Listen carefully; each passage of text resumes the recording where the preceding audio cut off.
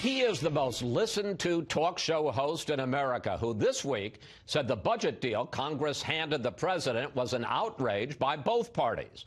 Rush Limbaugh joins us live from his EIB studio in Florida. Rush, welcome back to Fox News Sunday. We're delighted to have you for your annual visit.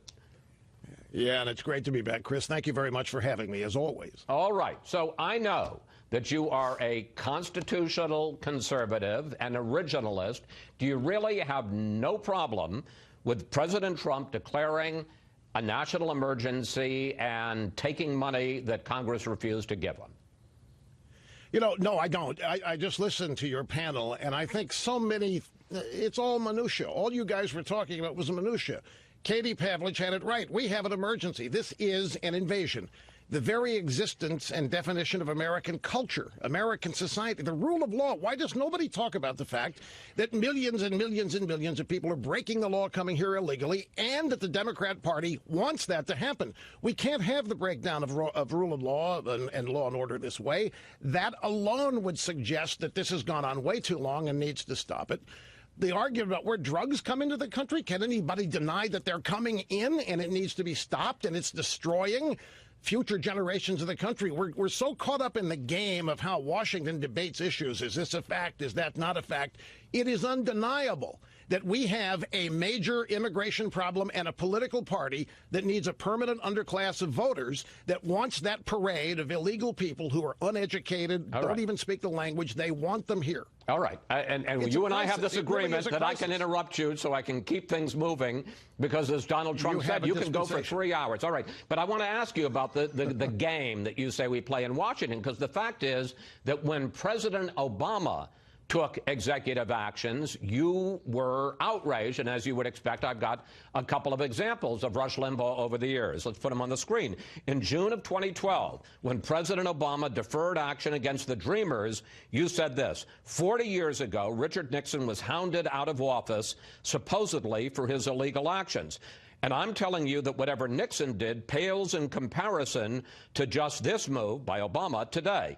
In November of 2014, on reports that Mr. Obama was going to protect millions of parents of Dreamers, you said this: we can't just stand idly by and try to find some political opportunity while the president basically shreds the Constitution and flushes it down the toilet.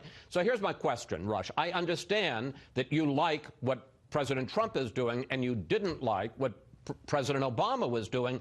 But that's the concern here, is that to the degree that you give the president more and more powers, yes, you're going to get some things, executive powers from one president you like, but you're going to get things, executive powers from another president that you don't like. You may look at it that way. I don't. I look at it at right and wrong. And what Obama was doing was furthering this existing problem. He was politicizing this, using whatever executive powers he wanted to use. Yes, I objected to that, but primarily because of what he was doing with these executive powers. He was taking action that I deemed to be harmful to the country. I look at what Trump is doing as something he has to do because he's not getting any cooperation whatsoever. Both parties, Chris, let's be honest here, both parties have people that are still trying to get rid of Donald Trump. I read this bill, this spending bill. This bill is outrageous. The thing's welcoming centers for newly arriving illegal aliens and all kinds of medical care for. The purpose of this bill, I think, was to eventually be used by the Democrats and some Republicans to tell the American people, see, electing Trump was pointless, worthless. He can't protect you. He can't stop us. He can't do what he said he was going to do because we hate him so much, we're not going to allow him to do it. That's what this bill is. So to me, all of this boils down to where the heck are we going as a country and what kind of country are we going to have? And if anybody is willing to go to the limit to make this country remain as founded, they're going to have my support. All right. President Trump talked about you on Friday. Here he is. Rush Limbaugh, I think he's a great guy. He's a guy who can speak for 3 hours without a phone call. Try doing that sometime. For 3 hours he speaks. He's got one of the biggest audiences in the history of the world. I mean, this guy is unbelievable. Now, you've gotten upset with me and some others for saying that President Trump listens to you. But let's go back to what we were talking about, which was last December. Vice President Pence goes to the Republican Senate leaders and he says, you got a continuing resolution and the president has authorized me to tell you he's going to sign it. And then you get on the radio and some others get on the radio and the House Freedom Caucus gets up and they say, look, this continuing resolution doesn't have a dime for the wall, and he shouldn't sign it. And the very next day, after they told the Senate Republican leaders he's going to sign it, the president says, no, I've changed my mind. And you put on the radio that he sent a message directly to you saying, hey, I'm not going to sign this bill. So, look, I'm not saying that you're a puppet master, but would you agree that he cares about what you say and what your millions of listeners hear? Of course he does. He cares about what everybody thinks, but I don't make policy. Can I take just a brief few seconds to correct what happened here? I'm on the radio. I'm reviewing this bill. It's horrible. It doesn't even have the $1.6 billion that the Senate bill had. This is back last December. So I said last December. He's getting less than nothing. And I said, he can't sign this thing. This is crazy. I get an instant message at that moment from somebody close to the president with the message, don't worry, he's not going to sign it. He was never going to sign it. So I report that. The media then takes that to say that he was almost ready to sign it. He had the D in his first name signed, and then somebody ran and said, no, Mr. President. Rush Limbaugh says no. That's not what happened. And if these people in the media, Chris, really thought that I was telling Trump what to do and when, they'd be calling me. They'd be asking me about it. They'd want to get down to the dirty details. I haven't had one call. I haven't had one inquiry. People don't really believe what they're saying about this. It's just another effort to continue to try to diminish the president, diminish Trump as somebody who doesn't know what he's doing, can't do it without guidance from the so-called wacko right. It's not at all the way he's governing, and there isn't anybody doing what I do that has a thing to do with actually making policy for this president. Okay. I'm going to switch subjects now. We've had enough about the wall. Former acting FBI Director Andrew McCabe is going to say on 60 Minutes tonight, I'm not predicting this, he's already done the interview, that after James Comey was fired, the Deputy Attorney General Rod Rosenstein raised the possibility of invoking the 25th Amendment to remove the president. Here is McCabe. Discussion of the 25th Amendment was simply Rod raised the issue and discussed it with me in the context of thinking about how many other cabinet officials might support such an effort. Now, McCabe says that there was no serious conversation. As you just heard, he says this was raised. Rosenstein says, to the degree he ever discussed it, it was sarcastic. Why do you call what was going on inside the FBI a silent coup? Because these people are unelected. They took it upon themselves to overthrow the election results of 2016, ignoring the potential real collusion and conspiracy between Democrats and Russians to undermine the Trump candidacy and the Trump presidency. The Mueller investigation, I believe, is a cover-up of all of that. It's to distract everybody's attention. You know, again, the Washington game, we're losing sight of what happened here. People unelected simply because they don't like a guy's hairstyle or like where he came from decided the American people's decision was invalid and began a systematic process to get him thrown out of office. This is a silent coup. These guys, if you ask me, ought to be the ones in jail. They ought to be the ones under investigation. What they have done working with agents from the Obama intelligence agencies is simply unprecedented. This is one of the greatest political hoaxes that has ever been perpetrated on the people of this country, certainly in a couple of generations.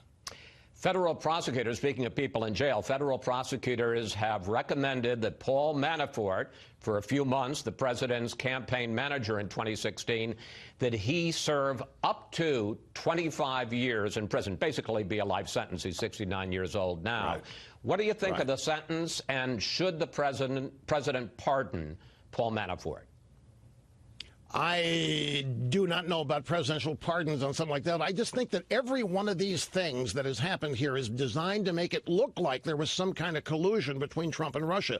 Manafort is probably going to die in prison. They have him in solitary confinement. All of these are process crimes that have been committed. There isn't one crime that has been found under the umbrella of what they were ostensibly looking for, collusion between Trump and Russia.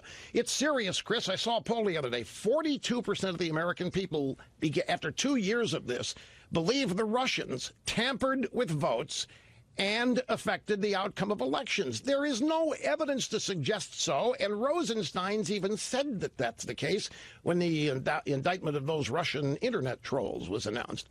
But wearing a wire to somehow entrap the president of the United States, this is classic. You know, you asked me one time when I was here, deep state, you like the term. This is it. I mean, this is, and it's all of Washington, D.C., and it's all arrayed against Donald Trump, and it's designed to get his approval numbers down, maybe into the 30s or 20s. They can then go to him and say, Mr. President, you've lost all support. You have no support. Or then, you know, this has been an effort to impeach him. The effort that was underway for collusion didn't work. Now the Mueller report that may not happen is going to be used to continue to leak things that may be in it. They're going to ratchet this up for the next election. We're going to face 2 more years of this collusion stuff.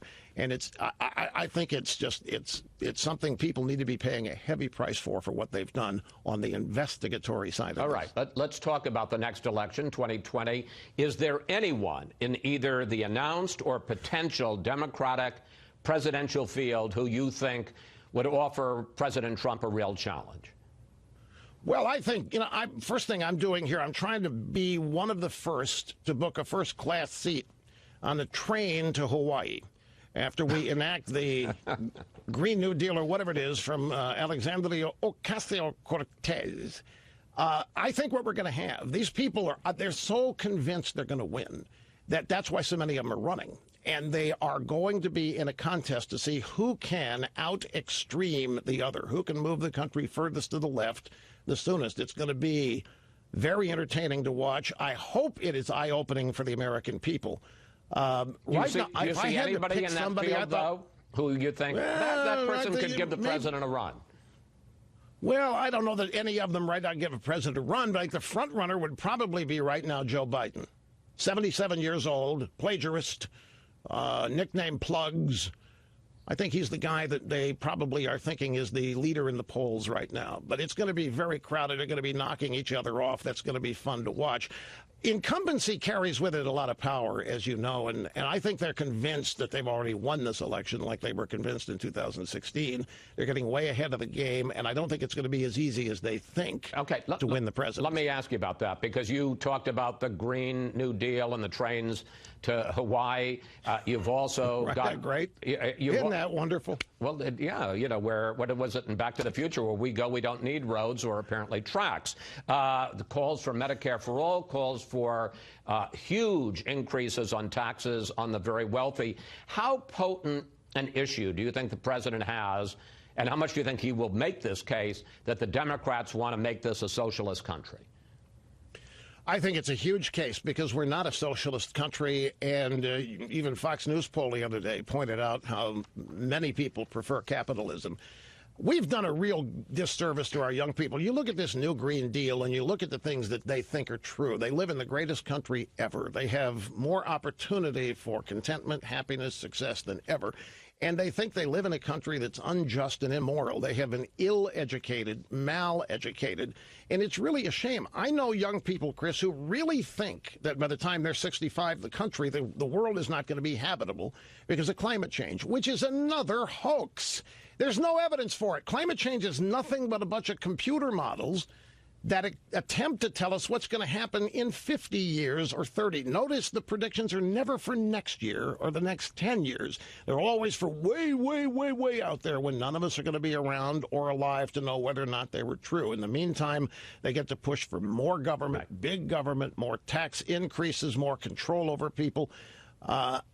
It's sad what has been done in K-12 education and higher education to these young. I mean, graduating economics degree graduates like Cortez, it doesn't know what you could put on a thimble about economics. It's really a shame, and it's a problem going forward. They're going to have to be defeated, beaten.